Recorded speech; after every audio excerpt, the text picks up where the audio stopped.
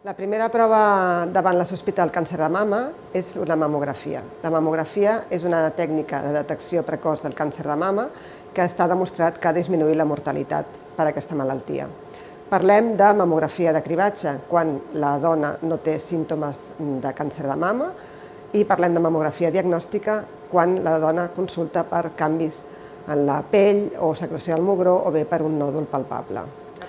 Dins de la mamografia, en els últims anys, també s'ha desenvolupat una tècnica complementària, que és la tomosíntesi, que consisteix en obtenir múltiples imatges de la mama que ens ajuden a delimitar millor les troballes mamogràfiques.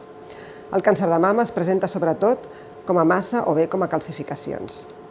La següent tècnica que utilitzem en el diagnòstic del càncer de mama és l'ecografia mamària.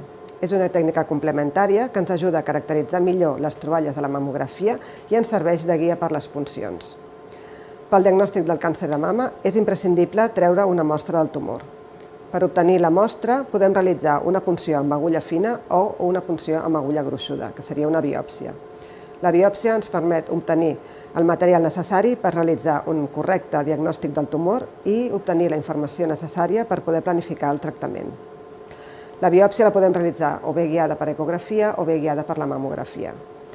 Un cop diagnosticada la pacient de càncer de mama, la següent prova a realitzar és la ressonància magnètica mamària.